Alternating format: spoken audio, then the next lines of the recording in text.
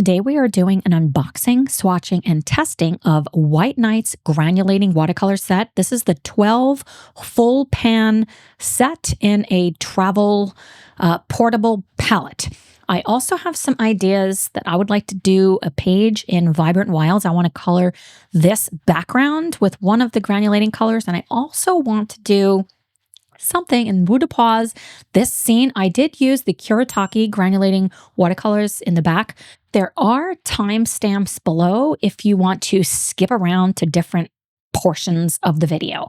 So first off, the box is nice. I'm not opened them yet, so I'm just going to pop them out here. I'm also going to talk a little bit about the company.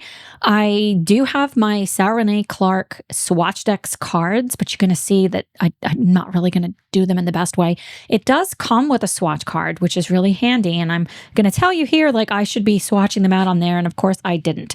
So they all come individually wrapped, which is nice. Yeah, sure. It's nice, friends. But the downside about that is they're really hard to take out. So I'm looking at this palette, and I'm not really sure how it works. There's some kind of instructions of some kind, but I'm not going to read it, friends. I'm not going to read the instructions. Looking at this, they look relatively small, these pans. I don't have a lot of experience with pan watercolors. You're going to see here in a second, they're small, but they do have the number on it, and the number is listed on the cardboard saying what the color is.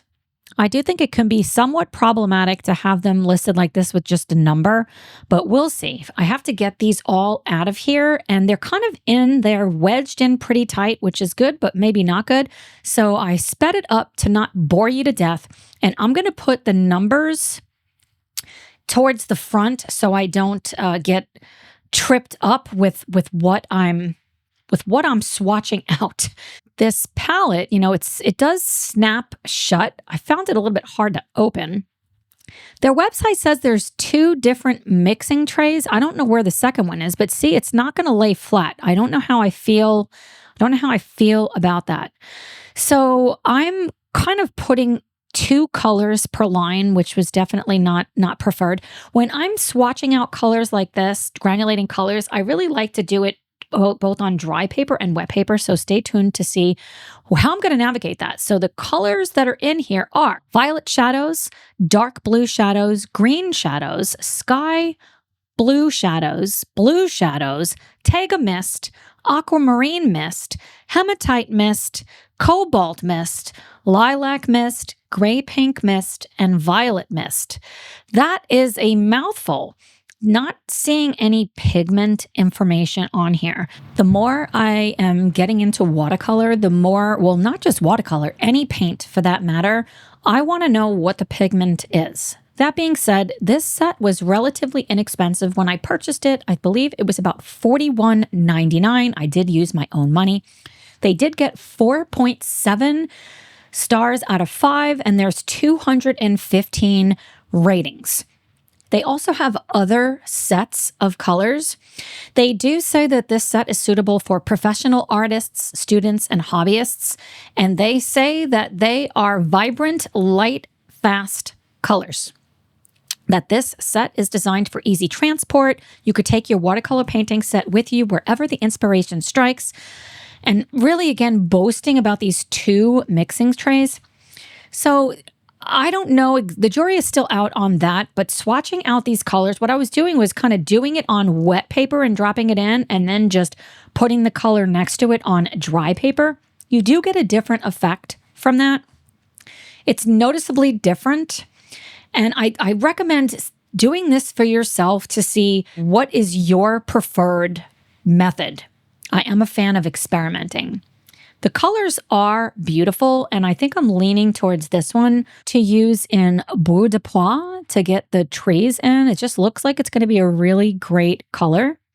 I don't see a lot of granulation, but let's just play this out and just to see how it's going to lay down in the book. I really like this color too, and I'm thinking about that maybe for the ground. The more that I think about it, I think I'm going to choose this other color instead for the ground because that purpley color is maybe too much like the background that I did with the Kuratake granulating colors. It's pretty similar. I do want to point out again because I think it's important. It looks very different when you do this wet into wet or wet on dry. Without a doubt, one of my favorite things is to swatch and experiment. So before you go into a book like I'm about to do, definitely do more swatching so that you know for sure what you like. I think I'm going to do the ground first, and I'm going to go in with this 557. I'm going to wet the paper first and then drop it in. I did feel I liked that effect better. Some of the notes that customers have said on Amazon was that they feel it's beautiful granulation, and someone even noted they work better on rough cotton watercolor paper.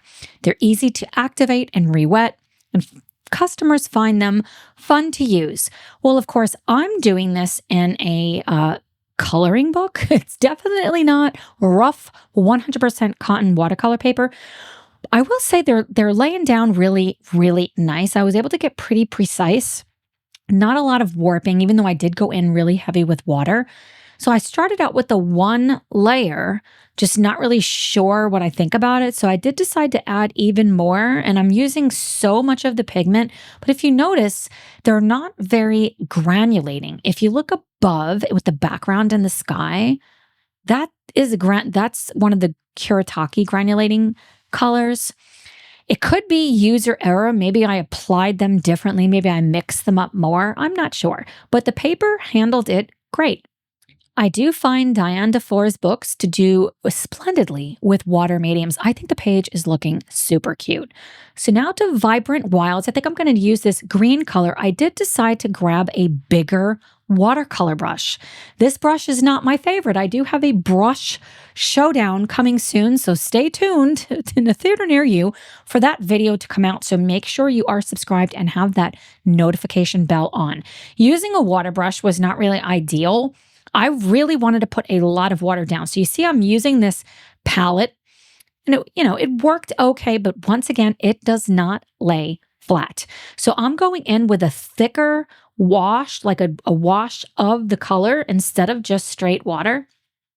And then what I'm doing with the paper being completely saturated is dropping in more pigment. And wow, talk about paper doing splendidly. Sarah Renee Clark's book, her paper is second to none. So then I went back in with a wet brush just to do some blending. So on the left are the Kuratake Granulating Watercolors, and on the right are the White Knights. Now, it's not apples to apples. I will say the Kuratake colors have more granulation. Looking at the palette, I don't know how I feel about it. It does not lay flat. And of course, the Kuratake comes in these pans. They're bigger, but overall, I think the quality is decent with the White Knights. But did you know you can granulate your own watercolors? I have a video for that, and I will link it up in the eye above. What do you think about these watercolors? Do you have them? Do you love them? What other products would you like to see me test out? Thanks so much for spending time with me today. If you made it to this point in the video, will you put a fox so I know you are still here? See you next time.